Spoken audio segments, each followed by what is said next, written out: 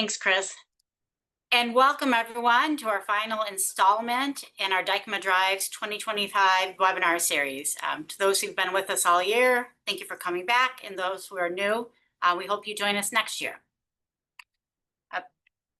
Some information about today. There are CLE credit instructions right here. This will be provided to you after the event as well.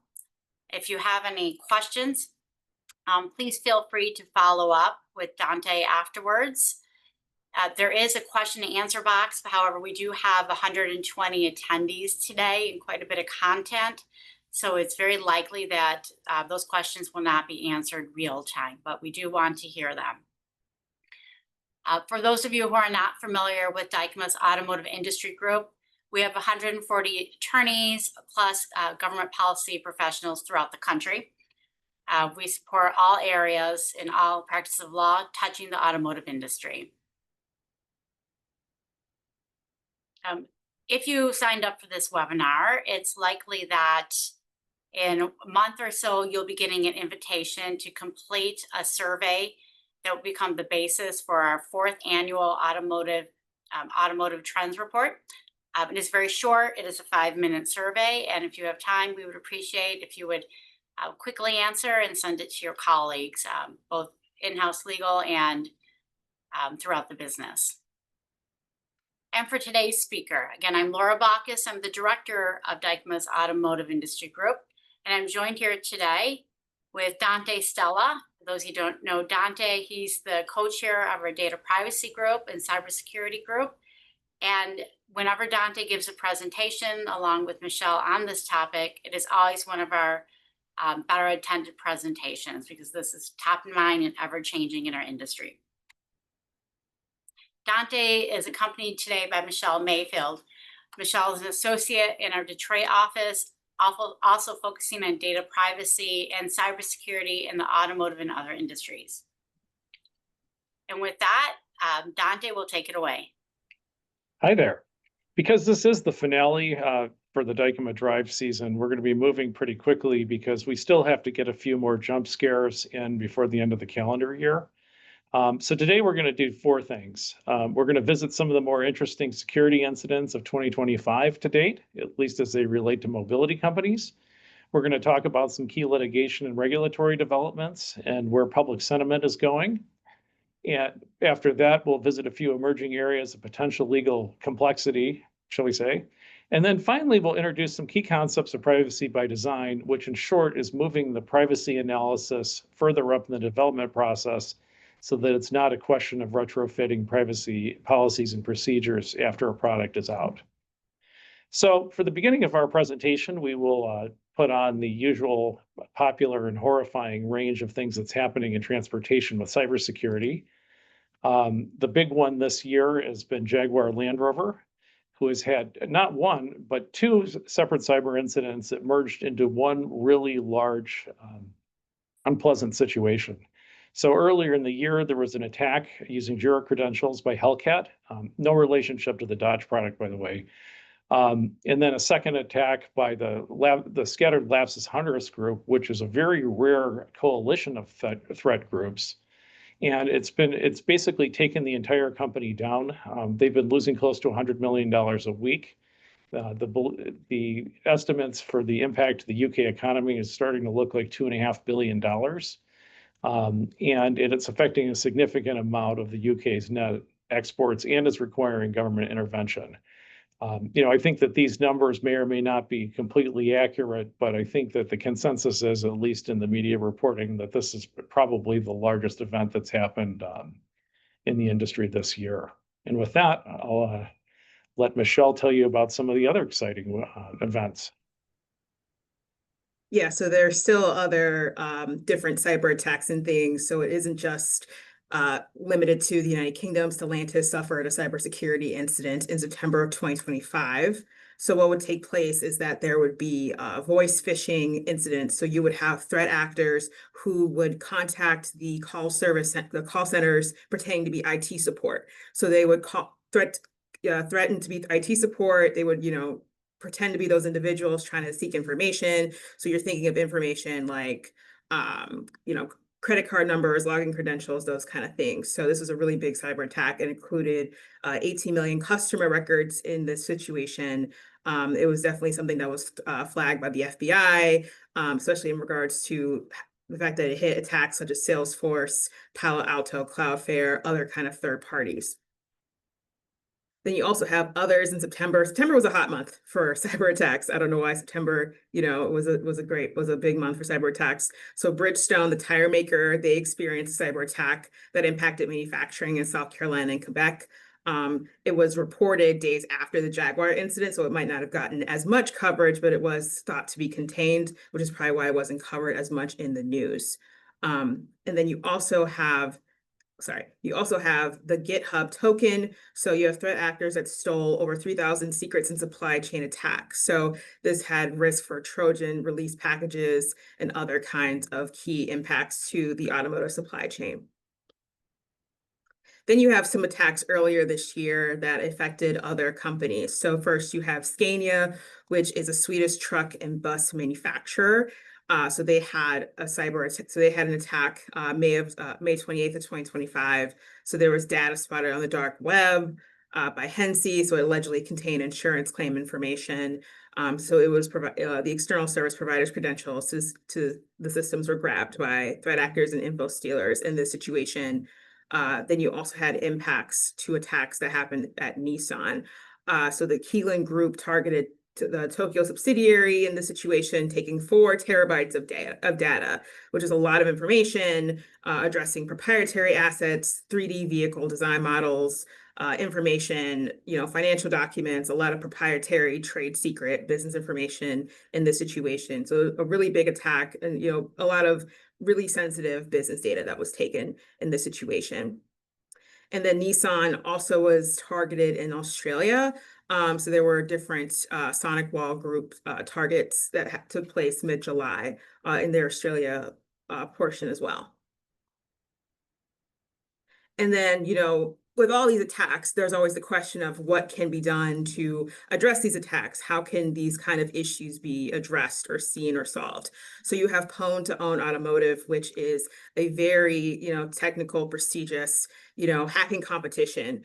It's where security researchers can come together to exploit vulnerabilities and to expose the security flaws for vendors so they know how to go in and patch them and fix them later. So what was found in January of this year was that white hat hackers collected $886,000 in rewards for finding all these different vulnerabilities.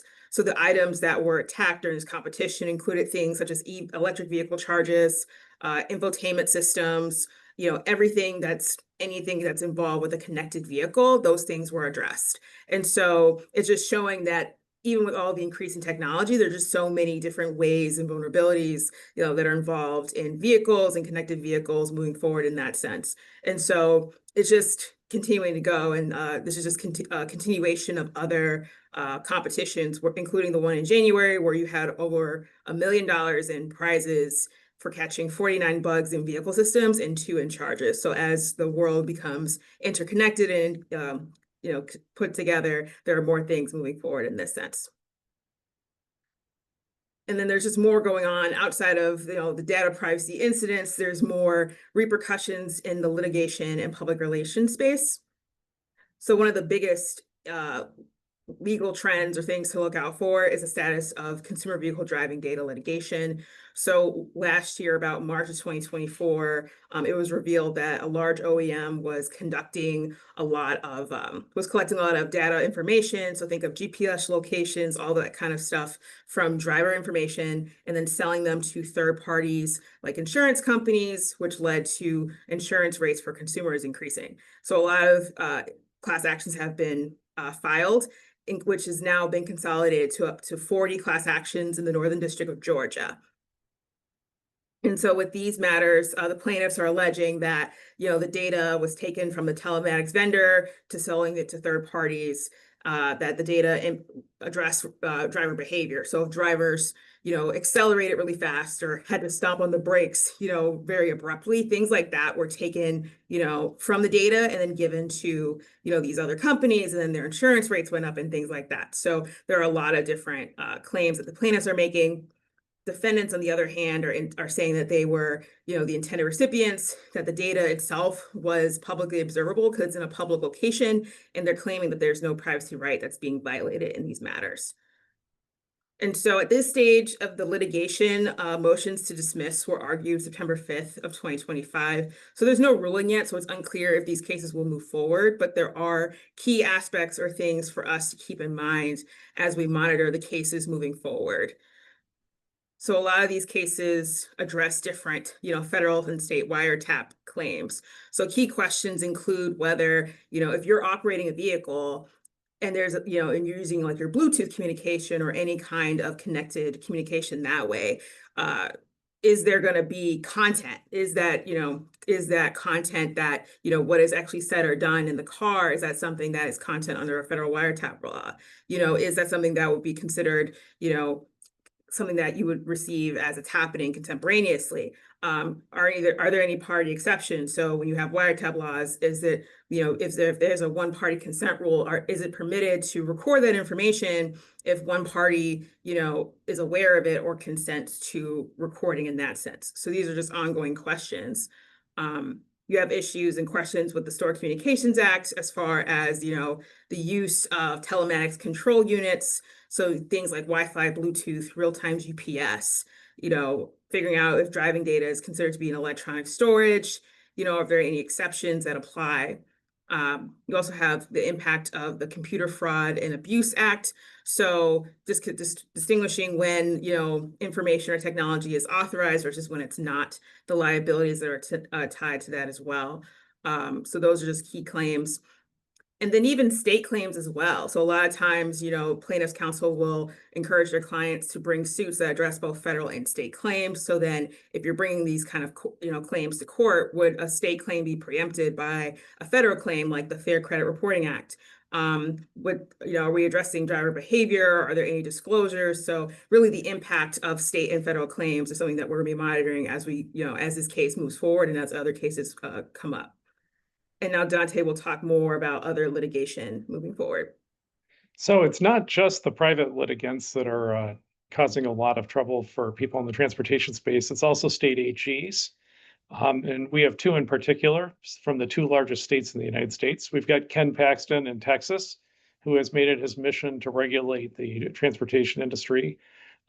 He's backed now with a very strong data privacy law, a comprehensive one that treats GPS information as sensitive data. So in that sense, it's a little bit stricter than CCPA, which at least allows you to control it, to collect it.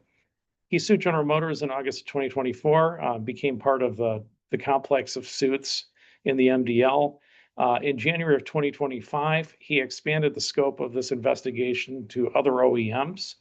And is currently demanding sworn answers about collection, sharing, and sale of consumer data, and is not shy to talk about this on the state AG site. State AGs love to talk about these things as elected officials, and it is having an effect. It also, in a sense, runs counter to the narrative that Texas is a low regulation state. When it comes to privacy, it's very important to understand that Texas is actually high touch when it comes to that, and has jurisdictional rules which are probably the broadest of any state data privacy law. At the same time, over in California, Rob Bontas is redoubling its investigations into the auto industry. It started a cluster of them in 2023 and announced a new wave of them in March of this year. 2 days later, announced a settlement with Honda for, I think the published number was about $700,000. And that settlement related both to website data collection as well as driver data and disclosures related to that. I suspect that if a settlement was announced 2 days after the investigation started, that it probably started quite a bit earlier for some companies in that area. So state AGs, in the absence of federal legislation or regulations, have been stepping up. And, as with a lot of the California effect, and now it's also a Texas effect, is that when large states, begin to investigate and force the hand of people in the transportation space, that ends up effectively becoming the law in most or all of the country. One other thing that's been particularly visible, and we do enjoy reading various websites on data privacy as they involve vehicles. One particularly strident critic of the auto industry has been the Electronic Frontier Foundation. They have been pretty comprehensive about publishing the names of telematics systems and any types of behavioral information sharing that's going on. So there are lots of different companies that have link ups to insurance companies or might at some point share information with insurance companies. And EFF has really been pushing consumers to look at the terms and conditions that govern that. It's informational, but I think a very important thing to remember about these advisories is that they're based on what privacy policies say, not what actual practices are. And and a little later in this presentation, we'll get to the importance of, what overexpansive discussions in privacy policies and what they can do to perception and in terms of precipitating scrutiny. Another thing that's started popping up on the internet is things like vehicledatapricyreport.com, where you can punch in the VIN numbers of cars that you own or you're looking at, and get some reporting on how manufacturers handle privacy data and how a particular vehicle handles technology. So just out of morbid curiosity, I plugged in a couple of VIN numbers from my own household. One is a 2020 vehicle, which is fairly representative of vehicles with ADAS systems and more sophisticated telematics. I also plugged in the VIN number of my daily driver, which we'll just say is lucky to have Bluetooth that works. Interesting things about these reports is, they do come up with characterizations, albeit subjective, that the modern vehicles are like smartphones on wheels. The older ones, in this case, a car which, given average ages of vehicles, is probably about to age out of the fleet nationally, is a hard drive. I'm gratified that it wasn't described as a toaster or a floppy disk or a cassette tape. But one of the interesting asymmetries that's visible on the site is the vehicle privacy labeling section on this website is based on what privacy policies say. And then there's a separate section that talks about in-car apps and services. So even though, given manufacturers' current privacy policies, these vehicles look very similar, here, when you drill down on it, you can see that one of them is indeed technologically unsophisticated.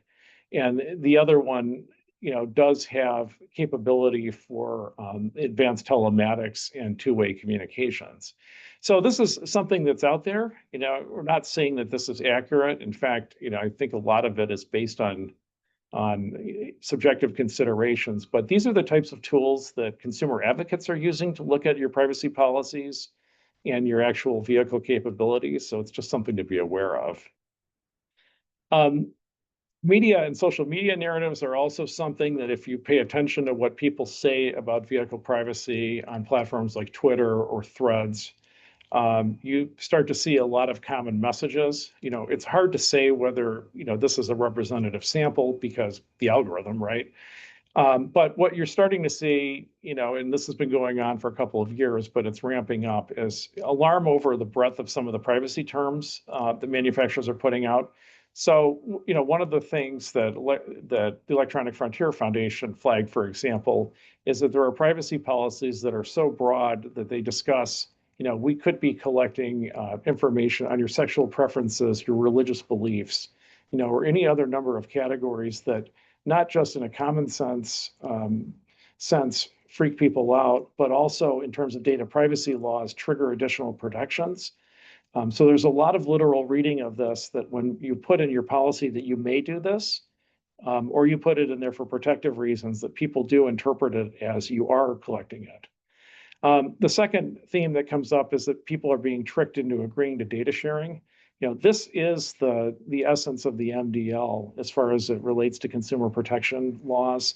And some of the coverage in the New York Times suggested that, part of the involvement was with dealerships, quote unquote, helping people sign up for things. And that it does not foster an environment of trust. There's a whole series of contentions about Apple's CarPlay. which I think to somebody who's cynical in this space would be, wanting Apple to collect your data versus wanting an OEM to.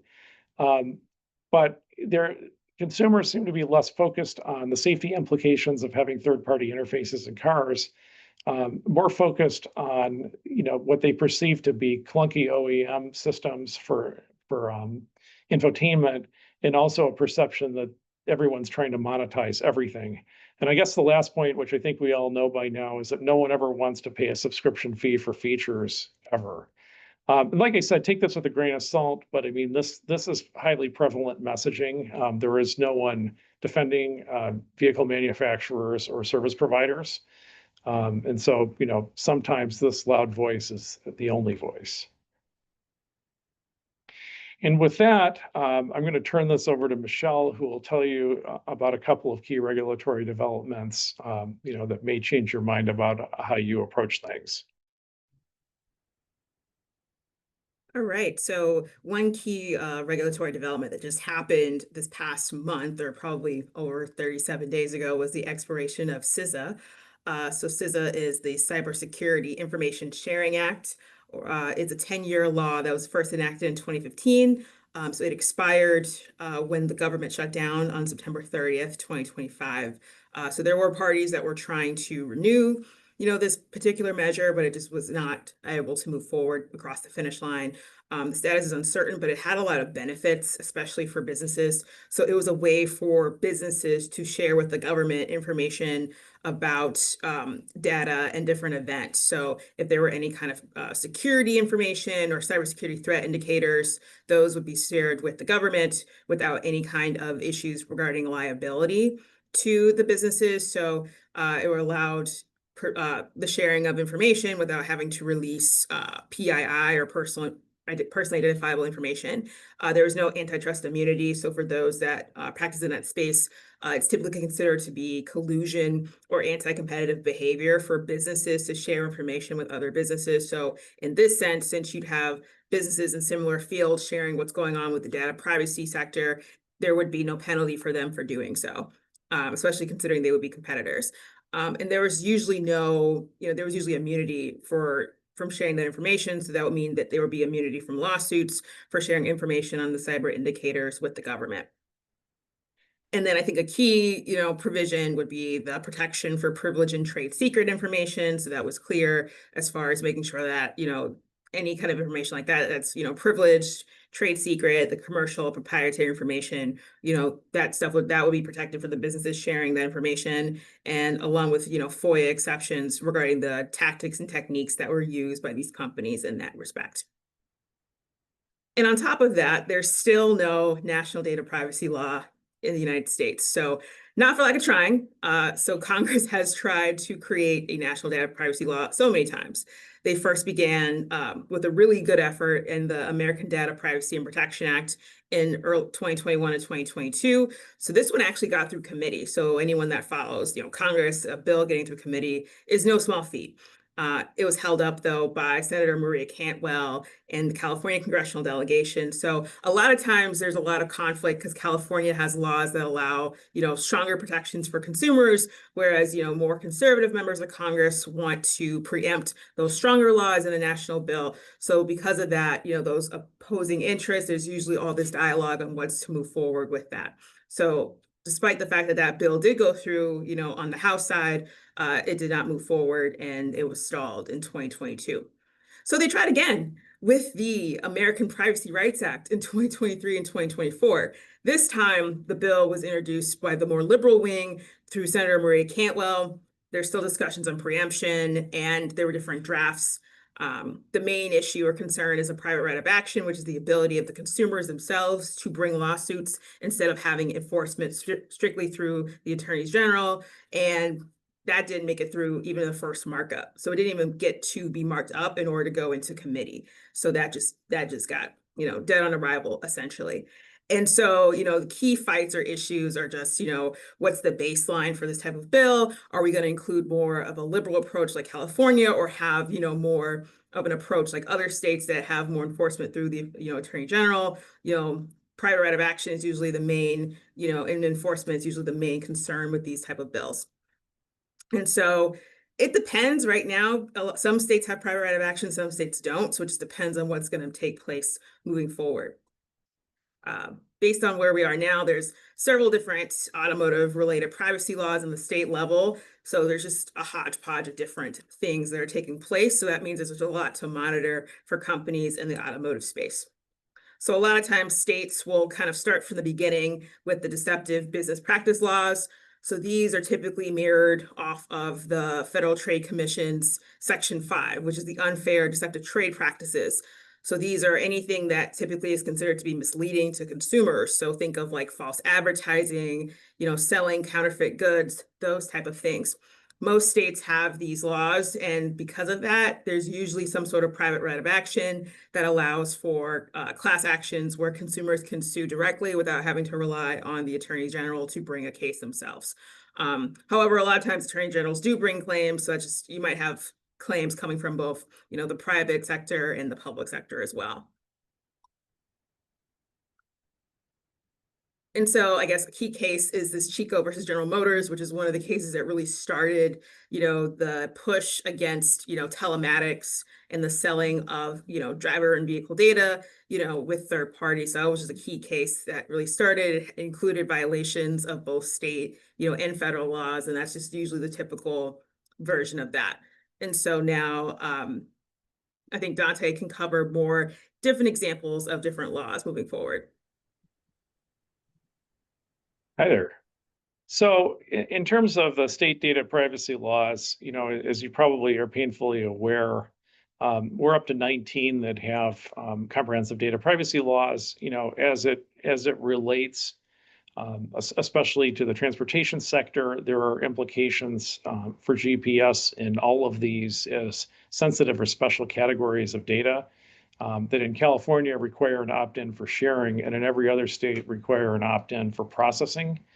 5 such laws are pending currently. Last year when we looked at this, there were 14. So these bills come in waves. They don't always pass. When they do, they generally tend to resemble each other. Very notable is that there's now is rolled in the private right of action in California, and there is a class action option for that.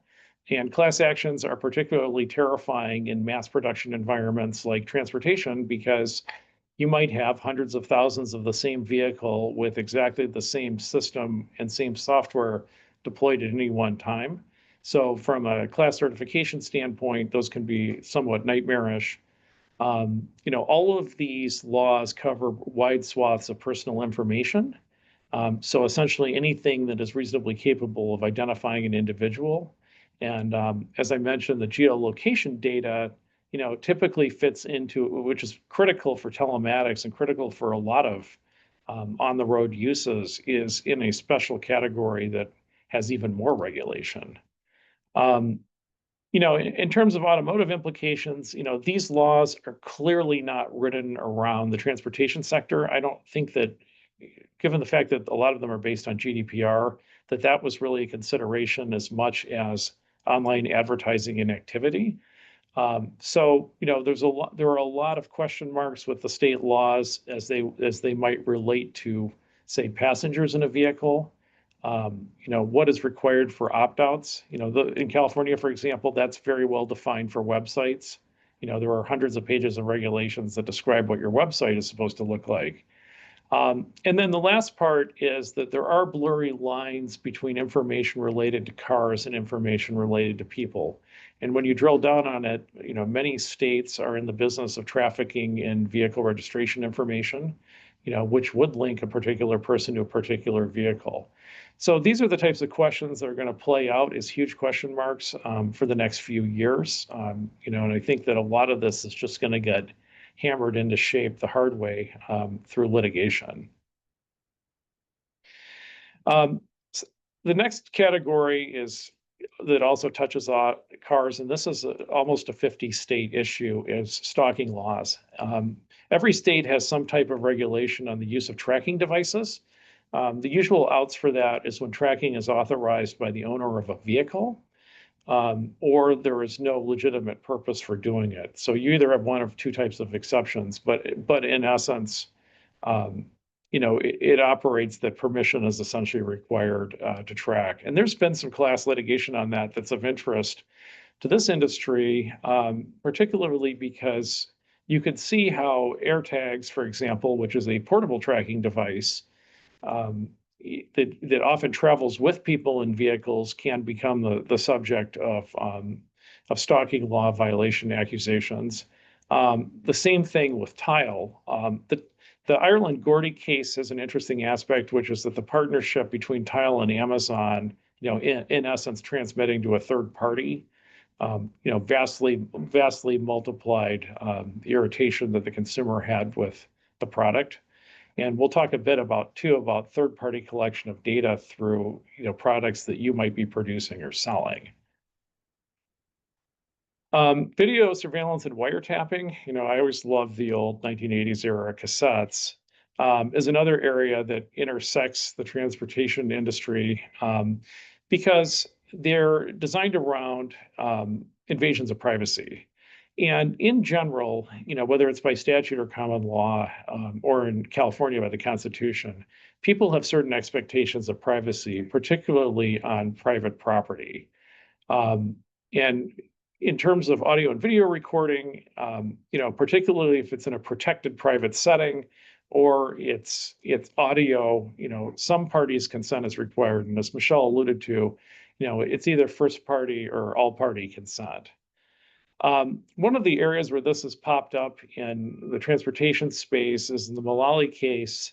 I don't know how many people on this call are familiar with the California Invasion of Privacy Act, but it's basically been used as a catch-all for capturing every possible third-party collection of data and converting it into a wiretapping claim.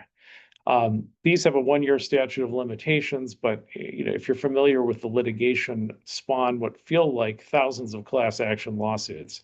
So if you're familiar with pixel litigation, that's one variety of it. A lot of the class actions around chatbots are another. So these are where plaintiffs allege that third parties were listening in on a conversation between you and somebody, and that is the basis of the violation. And so the Mullally case was looking at telematics control units and with embedded GPS. And the allegation in that case was, they were sharing and commercializing this data. So not just wiretapping it or eavesdropping on it, however you want to use that verb, but also retransmitting it to other people. So this is something that you should bear in mind with third-party APIs and anything on your vehicle that allows other parties, besides you to collect information. Just be careful to understand those data flows.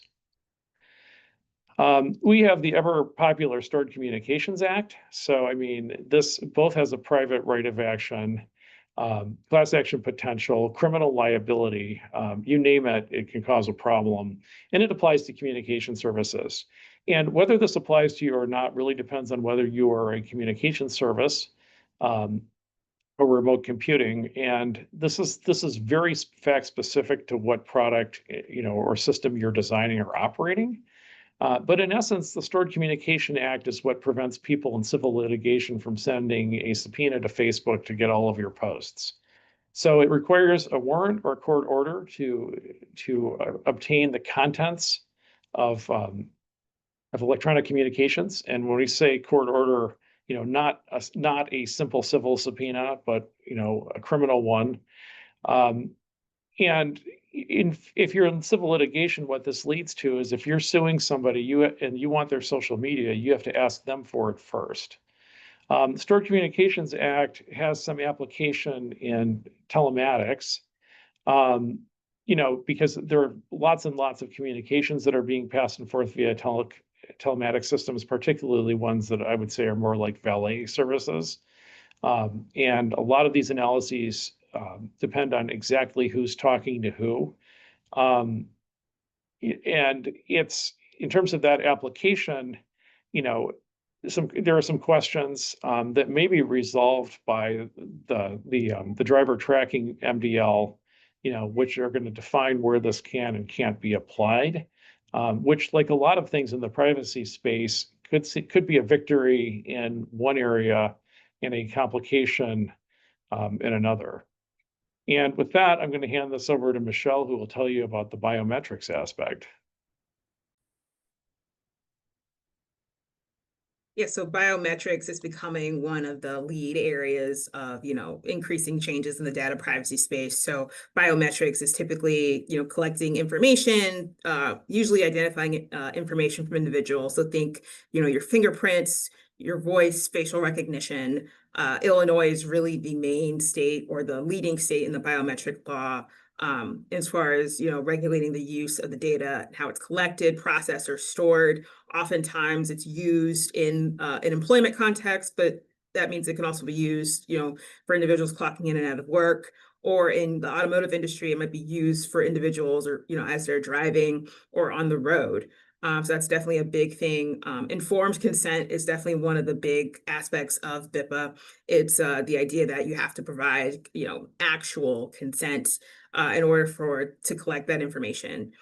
So there's different cases that have been addressing this. So first, you have Ross versus Netrodyne. Netrodyne is a company that provides AI-powered fleet and driver safety solutions. In that lawsuit, it was alleged that the Netrodyne dash cams operated without sufficient consent. So the concern was that the dash cams were intended to monitor signs of distracted driving, but that the plaintiffs claimed that that information was unlawfully collected and stored in violation of BIPA. Then you have Smith versus Mobile Mini Incorporated, which deals with facial scans of truck drivers. So there have been a lot of reports about truck drivers, using having to drive on the road for long periods of time, there's usually regulations making sure that they have to, take meal and safety breaks. So there were allegations that those dash cams were used to collect their information and collect facial scans of them. The company alleges it was for safety. The employees say that they weren't provided proper notice to provide informed consent in order for that information to be collected. And then finally, you have the Pina versus Serene Inc. So the allegation here is that suppliers of in-vehicle voice assistants used by, German OEMs collected, the voices of the individuals that were driving those vehicles. So the idea that their voices were being collected without their consent. Then you also have the impact of consumer health data laws as well. So Washington has the My Health, My Data app, which addresses and regulates the collection of non-HIPAA health data. So think things like health conditions, biometric data, again, and reproductive health. What's very significant here is that it requires explicit consent, meaning that it has to be clear and unambiguous that the consumer consents to that data being collected. If you're found to be in violation of this law, then you might be subject to both actual and treble damages, attorney's fees, and injunctive relief here. So one big thing is that there's impact with, incorporating Amazon's SDK or software development kits. So this is the use of platform-specific tools. So that's the key here.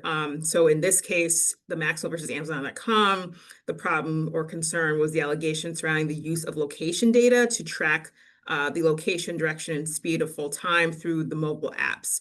And so, the fact that there's tracking of consumers, personal health data through, these kind of apps that are used, through Amazon's information, through their software, through their fleets and things like that, it's definitely incorporating violations when it comes to, the consumer health data, but also a slew of other, legal issues, state invasion of privacy laws, federal wiretap, and the other like Store Communications Act and other laws that Dante addressed earlier. A new piece of legislation or sets of legislation that's coming from states like California and New York are rental car tracking legislations. So it's statutes that are very clear on the ways in which companies can track rental vehicles. Typically in California, for instance, the practice is prohibited. However, it is permitted when you're talking about, verifying drop-offs, when you're talking about moving forward with trying to locate a vehicle, after it's been stolen or, if it hasn't been returned, those kind of things. So it's definitely something that's very limited, but I think the concern is, making sure that, there's no theft, but there's also a competing concern with, human trafficking and those kind of issues. New York is also working on legislation and has actually passed legislation that will be effective in 2028. This one seems to be, stricter in that GPS shall not be used to, impose any costs, fees, or charges on this type of process. And the exception, I think, is that if the vehicle is stolen and you're tracking it and you found the vehicle stolen, then, any kind of costs or fees will be assessed for the use of a rental vehicle. All right. And now let's pick up on what the industry is doing in response to all of these interesting developments. So in terms of ramping up, the last year for which there's data, 98% of OEMs have structured privacy programs, and 86% of them have moderately or significantly increased privacy budgets. I'm curious to know who the 2% of OEMs that have not, but these numbers are a bit inscrutable. We know that everyone is trying to do something. It's hard to say qualitatively, compared to the amount of data that they're holding, what the effort is, relative to their size and risk profile. But at least things are moving in the right direction. And why are these things happening? In the KPMG survey, consumer satisfaction is the leading cause, a little over a third. Regulator compliance, and strategic differentiation. Consumer satisfaction is a tougher standard to meet than regulator compliance because it's not just compliance, but it's also creating the impression that you're taking things very seriously. So maintaining both the public image and the actual compliance. So those are positive developments. Now let's talk about a few emerging issues that we can see coming, given the trends in data privacy and security regulation and where the market is going. One of them that we're starting to see is geofence warrants. So this is a very contentious area for law enforcement. The Stored Communications Act, as from our prior discussion, puts some pretty serious limits on, what can be intercepted or retrieved. The Carpenter case the Supreme Court case put a lot more restrictions on the collection of cell phone tower data. And law enforcement, normally, when it knows of a person or a vehicle or a specific target, it will have a warrant issued related to that. What we're starting to see a lot more are geofence warrants, which is saying in this square or circle or whatever shape you want, they can be very complex. We want, you're the operator of a telematics system or a connected vehicle company, we want all of the location data for all the vehicles that were in this area at this time, and other associated data. So it's kind of a shotgun approach, or what in the old days they would have called a dragnet. And, those are problematic for OEMs and others, one, because they may not be set up to respond to a request like that. But two, depending on where you are and where this defined space is, you could have 2 vehicles or you could have 20,000. And these types of things have been challenged. So the Fifth Circuit has struck these down as unconstitutional. The Fourth Circuit has allowed them to go forward.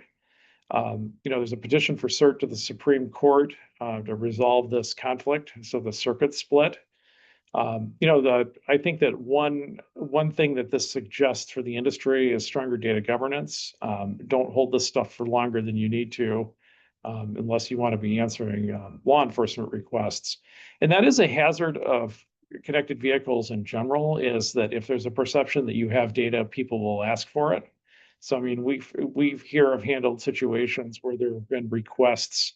There have been requests from debt collection agencies for the location of collateral. So where's my car? Which implicates questions about what people might have consented to in their loan agreements. Law enforcement loves to be able to live track people. And regardless of your view on whether you want to cooperate with that or not voluntarily, and that has public relations implications as well, you essentially could become an unpaid clearinghouse for information of your customers.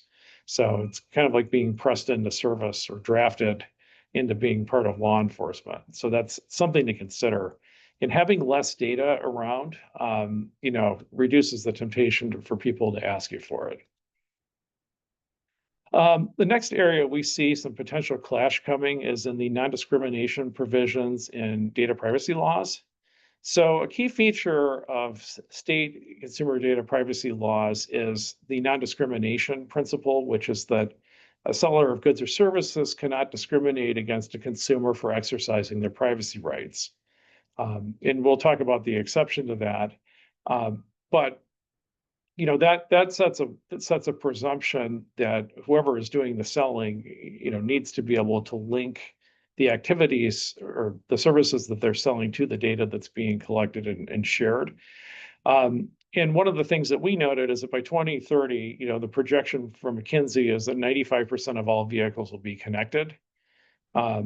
And once that happens, when enough old vehicles age out of the system, so the average age of a vehicle in the United States is about 13 years, that we expect that privacy advocates are going to begin to attack privacy practices that require, either broad permissions, acknowledgements, or consents to data collection, essentially as a condition to driving vehicles. And so we would expect that California would probably be at the forefront of this. And this is not an unsolvable problem, but it is one that requires some mindful design. And that is, understanding what the rational relationship is between the data and the activity and being able to document it. It's clearly, if you're using a mapping application, you need to share geolocation data. But when we were talking about the breadth of consents, it's important, to make sure that that's tailored so that, people are not having anxiety about it. And so to see an example of, what state AGs tell their residents, the California AG tells consumers that, you can't deny goods or services, charge a different price, or provide a different level of quality of goods just because you exercise your rights under CCPA. So an example that kind of right is, I don't want to sell or share my location information.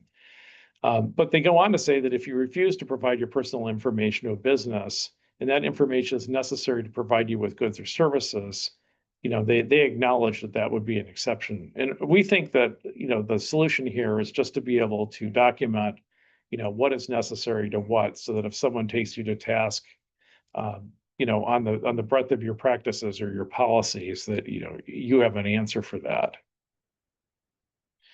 The next area that seems to have some bleed and it certainly has in civil litigation is the question about recording of data in vehicles. So this is not data that is transmitted live. This is typically data that's stored in the vehicle itself. And for years, decades, there have been event data recorders. So those are the types of black boxes that record 30 seconds of certain types of control inputs or acceleration or deceleration, following an airbag deployment, for example. Some event happens, it keeps a retrospective record of that. Those are heavily regulated. There's a specific federal definition for that it is, a device intended in the event of an accident to hold data. And that data is only releasable by consent. This is under federal law. You think, and we've already seen indications of this, that people have read definitions of EDRs creatively to include diagnostic and control logs that are not EDRs in the statutory sense. So an EDR, if you have it, has mandatory requirements and is a defined term. But the bleed in this terminology, is starting to become the basis for requests for things and objections to things that are not actually EDRs. So this is another problem that can be solved by careful delineation.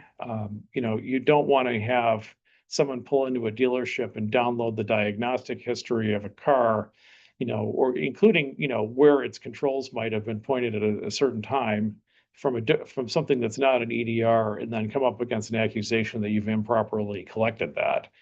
And so part of what you can do in your documentation is make sure that consumers are signing at the time of service, for example, consents for those non-EDR systems, just to make sure there's not any confusion over what's what. And then, I'm going to give this to Michelle, who's going to tell you about a conflict that's coming up, between privacy rights and training data. Yeah, so when it comes to privacy rights and training data, it's really important to really take a comprehensive, risk benefit analysis approach here. So the concern is that, autonomous vehicles, for instance, collect a lot of data, and they do so in order to make sure that that the vehicles know what's being tracked, right? It's the difference between, not confusing a pedestrian with a stop sign, right? Making sure that, no one's hitting you when the vehicle doesn't hit anybody with the car, and making sure all those things. So the issue or the conflict is that a lot of the training data comes from what's actually occurring on the roads. It's taking information from, personal other vehicles on the roads, other individuals on the roads. So you're taking, information in that sense. And so because of that, you're using a lot of data, a lot of, imaging, a lot of videos, sensor readings, you have GPS locations in these vehicles. So it's very clear, and there's a conflict there because the question is, should there be more data or should there be less? The more data you have, the better the models you have. You have better examples, you have more information, you have more data subjects. But the less data, you're dealing with, not having to deal with a lot of privacy issues, but it also could affect the accuracy of what's taking place. There's also questions on whether or not the data should be de-identified, meaning if you see someone that has not maybe provided any kind of informed consent, do you blur their faces? Do you try to pixelate the situations that it's not clear who the person is? But then even with that being said, if their faces are blurred, how does that impact the training data and the ability to identify different individuals? There's been a lot of talk about how AI has struggles and how these processes have struggles identifying, individuals of color, right? So then if you're having to de-identify things or maybe pixelate or blur things out or blur out the individuals, does that impact the accuracy of making sure that all types of individuals are identified, at all types of days or night, those type of things. So those are really, key issues here.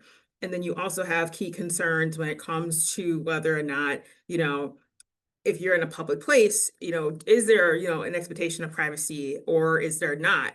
A lot of the data privacy laws that we've talked about earlier don't really address these things at the moment. So these are definitely things to keep in mind as there's more conversations, as there's more use of autonomous vehicles, and potentially as there's more use or, more litigation in the future. So then the other aspect of what's moving forward is, consent. So whose consent is it, right? So when you're talking about vehicles, most of the time we focus on the consent of the driver, right? I think it's assumed that if you're driving the car and you're using, Bluetooth or telematics, that it's your information. But then what if you have, a family member in the car with you? Do they consent to, having their information used? What if you're using their phone and not yours? What if you're using, other things? What if there is, other individuals? What if you have a child? There's a lot of pressure to protect the privacy rights of children nowadays. So, how are they protected here? What if you have other passengers, and just other individuals? And another thing too is private property. What if you're driving by and the vehicle collects information from, from individuals, private property who may not have consented to having that information collected? So just all these different aspects and individuals who are involved in determining what consent takes place or who has, the ability to provide consent and what type. And then I think Dante will end the presentation with the other ongoing issues moving forward. Yep. So one thing that, we're going to talk about to conclude this is the process of designing privacy into products. So this is the second of the two trends, which is privacy by design. And it really, requires you to think about all the different places in a vehicle the data is being collected. This is not every single thing. I've marked off in blue things that the user brings to the party and in white things that are generally installed in modern vehicles. And, one of the things that is staggering is just how much data pours through vehicles. There are some vehicles that generate hundreds of gigabytes of log data a day, and some, particularly primitive ones that don't. And when you get into working through products, especially ones that involve personal data, it's important to define what the product is and what the business model is. there is a lot, and I've dealt with a lot of software engineers in my work, and there's a lot of enthusiasm for situations where we have this data, look what we can do, that don't really start with a defined product that you can slot into a regulatory framework. And another part of the model, the analysis is whose data does the model require? So for example, as Michelle was talking about training data, that might be unprotected data outside the vehicle.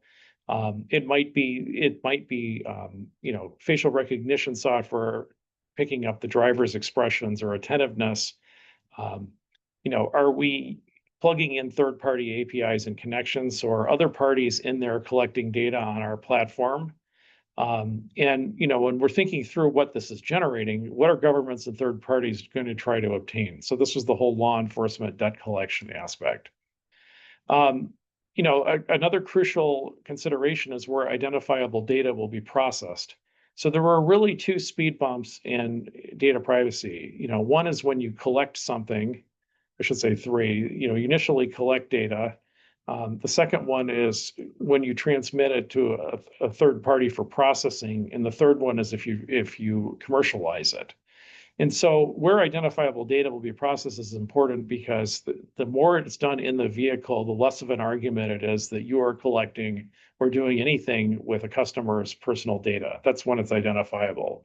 Once it goes to the cloud, your systems, that's a different equation. When it goes to third parties, that's even more. And it's important to understand the contractual relationships that will govern processing, especially in California, where there are defined rules for what is a service processor or a service provider that go beyond GDPR principles of what is a processor.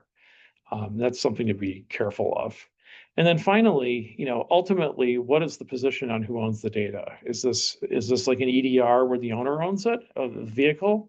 Is it one where the company has a proprietary interest in it? Or is it one where a third party participating in the vehicle experience is collecting and owning the data? And be very cautious about that last scenario, because that typically is where you have eavesdropping problems and deficiencies in privacy policies. And that's the undisclosed collection by a third party, or I should say underdisclosed. And then finally, what type of security is required? So depending on what you're collecting and how sensitive it is, you have to think through that issue as well. The second part of privacy by design is maintaining a focus. And an important question is, how long do we need data in an identifiable form? Because identifiability is what makes personal data regulated. And so there's a whole series of questions about, at what point can you switch it to being de-identified or aggregated or some other category that is not regulated, and how long does it stay useful? Next up, structuring the data to be future-proof. One of the big problems when you're setting up a product is creating databases that can't be modified. As long as something is identifiable, you're liable to get a data subject request. So for example, in California or the other 18 states, a request that you delete all of my personal information from your system. And the practicality of doing that, it depends on how you structure systems. If it's easy to excise, my information without destroying the product, that's great. And if not, that could be a significant expense. In terms of disclosures, identifying in the development process items that are going to require notice or consents, making the correct disclosures. We haven't discussed AI in much detail. That could be an entirely different presentation, but there are other considerations here, like how could somebody opt out or withdraw consent? Do they need to renew their permission at some point? And finally, and importantly, what is going to be the consistent explanation for regulators of what you're doing? And although a lot of enterprises are reluctant to get locked into an explanation, having a coherent story is always helpful. And then finally, the last two pieces of this are staying ahead of changes. So launch of a product is too late to be thinking about privacy, at least if you want to do it efficiently. The law moves very quickly. We can expect that additional states will pick up California or Texas style restrictions. When you're a large data operation, it's not ramping up to 25,000 residents of a particular state. You're there on day one in most states. Enforcement positions can change really rapidly. Ask anyone who's dealt with CCPA. And positions you take in one context may affect other contexts. So think about the Stored Communications Act. Is it a communication? Are we a recipient? Those can have different implications depending on where you are, where you're arguing that. And then finally, ideas do tend to be contagious. So GDPR is what inspired CCPA. It also inspired the other 18 states' laws. States tend to want to compete. So right now we can see California and Texas in something of a friendly competition to see who can keep people up later at night. We have uniform acts. So these already define state data breaches, but we can expect that some activity like this will eventually happen in privacy. And whenever an idea comes up in legislation, it tends to be enacted somewhere in the world. So these are things to be ready for. And what we would encourage is thinking about the privacy by design as a concept, moving it up in the process so that it's not a question of retroactively justifying or trying to make compliant something that, had you engaged this analysis early on, would have been a much simpler task. And with that, we are at time. Thank you, everyone, for coming. Yes, thank you. And